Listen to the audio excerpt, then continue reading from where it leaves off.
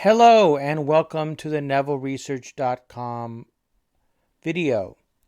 So in a previous video, we went through a letter that was written in Henry Neville's absolutely most fancy secretary hand.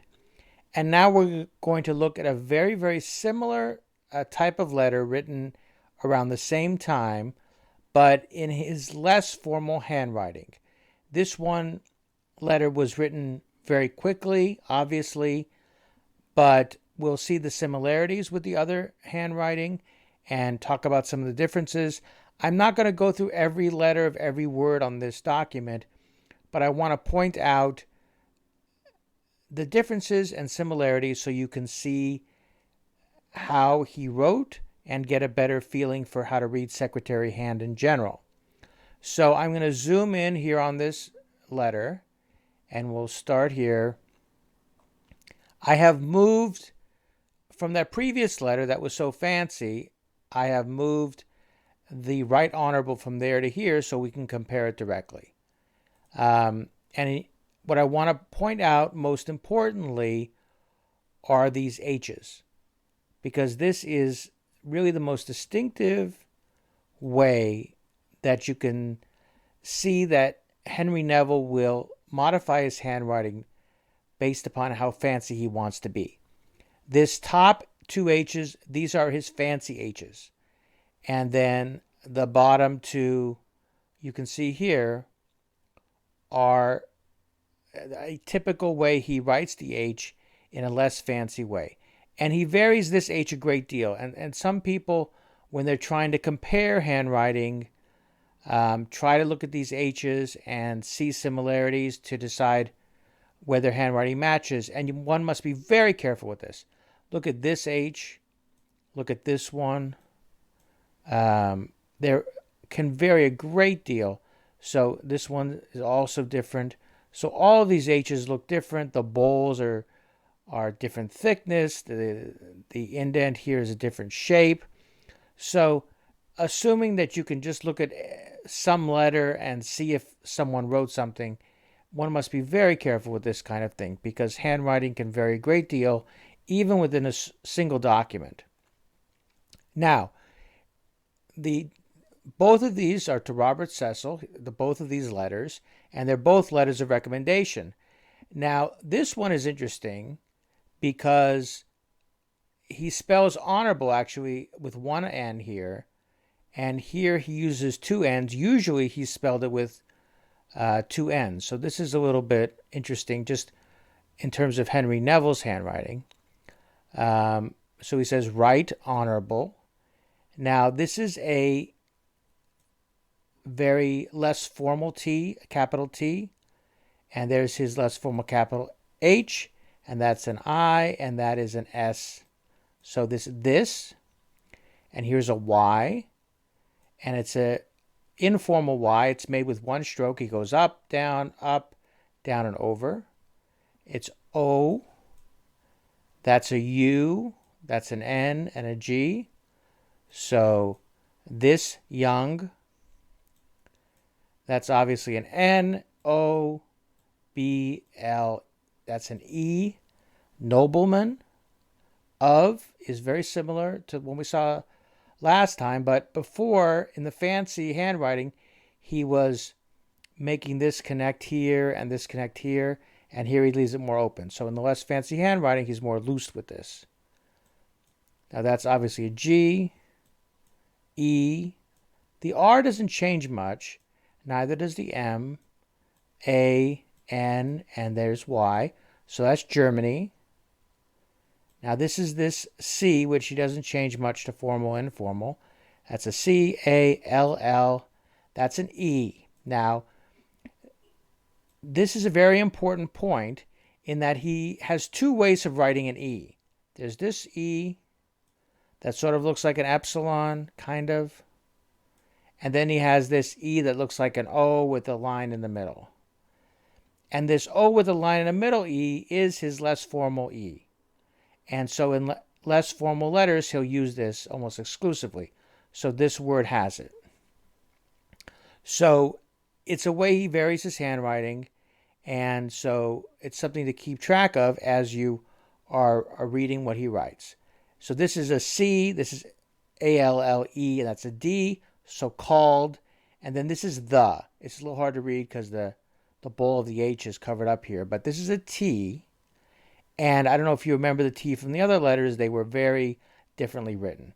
But this is his standard, less fancy T, H-E. So, right honorable, this young nobleman of Germany called the... Now, this is interesting. Now, if you remember before, I was talking about that 23B, that capital B that looks like a 23. Well, like I said before, Henry Neville didn't always make his B's like that. And here's another type of 3 he made. So that's a B, obviously an A. That's an R, O-N, Baron of. So I would say that this is a W, A, L. Now this is an ST ligature. Now the ST ligature in the other letter was much fancier than this. And this is his simple ST ligature. That's an E, I, N. So I would say it's Wallstein.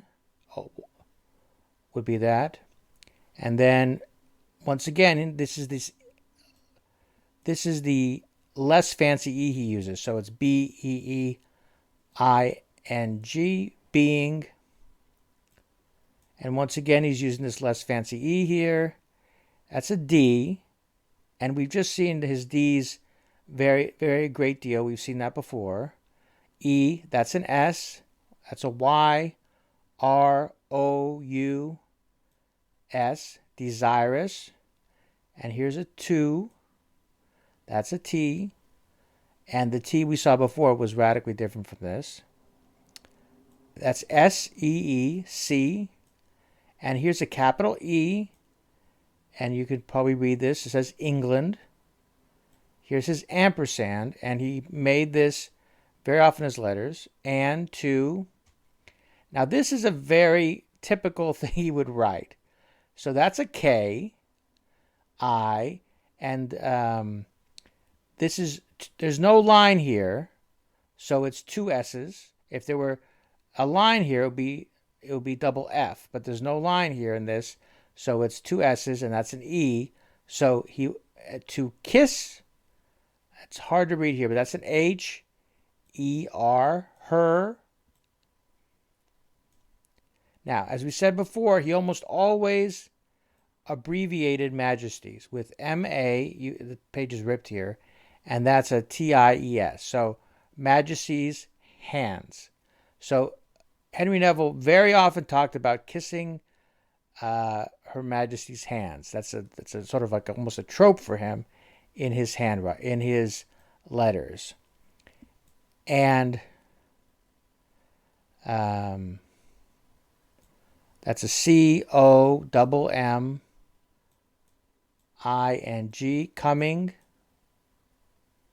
And that's once again a C-O-M-M-E-N-D-E-D, commended. Now this looks like a B to us, but that is a V as in Victor, N. Now that's his very informal T. O. So that's unto. Here's me. From. That's an R here. And here's a very. That's a V as in Victor, E-R-Y. And then good. Hand.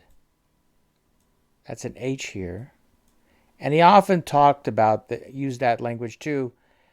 If he had good information on something, he would say it was from a good hand. It was good information. Now here's 2 is very informal 2, very fast writing 2. That this B is his very informal fast writing B. So 2B,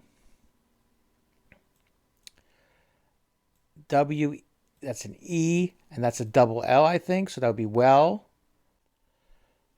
So here we have a word that's a little hard to read. So you're going to get this when you're trying to read these letters. That's an A, obviously. Okay, this is a double F. So AFF. This is an E. It doesn't quite look like one, but you have to sort of tilt your head to see that he means an E there. That's a C. Now I'm going to say that's a T. I'm going to go with a T on this one. And there's another E and a D. So that he's well affected in, and this is one of these ins where it could look like an M, or it could look like an NI, it could look like anything. But you have this dot up here, so it lets you know this is an N, and this is religion. So that's an R, E, L, I, and then the G, I, O, N. Okay? So I'm not going to go through every word here. I want to go down to the bottom a little bit. First of all, look at these eyes, which are his informal eyes, very different from the wedgy, really fancy eyes he was making before. The word bold, and this can be very hard to read. He always makes it like this, and it looks like, I don't know what it looks like. This looks like a W or something. But this is a B-O-L-D, and this is sort of, he often wrote this word in this way. And that's not uncommon in secretary hand. Let's see if there's anything else. You know, obviously in this old handwriting, there's old spelling. So he would write if, YF, and that's the kind of thing you have to get used to when you're reading this kind of handwriting. I believe this is doth. So that's a D, O, and this is sort of a TH that he wrote sometimes this way. Very hard to see, but that's a TH. So that's doth. And once again, majesty.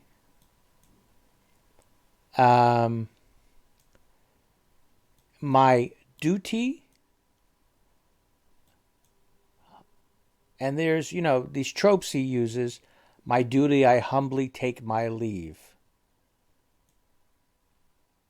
And rest. So here's this ligature we were talking about before. This is an R. And this is a capital A, so this is and. But he usually wrote this a little more clearly in A. So this is a quickly written letter. It's still to Robert Cecil, but he didn't really take a lot of care with this one. The bottom, you can see how, one of the things is people might say to me, well, this isn't his handwriting. This is somebody else's handwriting. So I wanted to show you this, and you can see the italic, how close it is. This from and that from. It's obviously the same person's handwriting. Even the way he writes 1600 is almost exactly the same. So,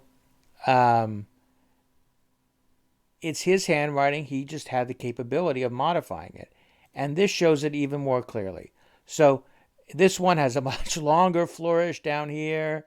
This is from the fancy letter. This is shorter. But the way he's writing it is almost exactly the same. Now the H is different, like we talked about. So the H is different. And even the R here is different. And here you can see this ligature I was telling you about. So this is a boring ligature, ST ligature, and this is his super fancy ST ligature. This is his super fancy ST ligature. And even the word dutiful. So here he spelled it with a Y, and here he spelled it with an I. So there's always a variation in his handwriting. And here, look at this at. Look how, almost sloppy it is compared to this very formal at that has the hairline and has the T made very beautifully. So he's able to change his handwriting. Here's the word commandment, and this really shows very clearly this is his less formal E. This is his more formal E. Here's his T, formal T, less formal T. But you can say it's the same handwriting, the same person. He's just somebody who's able to vary how he writes things. So I just wanted to give you this overview of this letter. give you a little more practice with the secretary hand as best I could, and compare a little bit the handwriting and show you what Henry Neville's handwriting looked like, both in his super formal secretary hand and in his less formal writing. Thank you for coming to the YouTube channel. Please tell your friends and click like and subscribe. See you next time.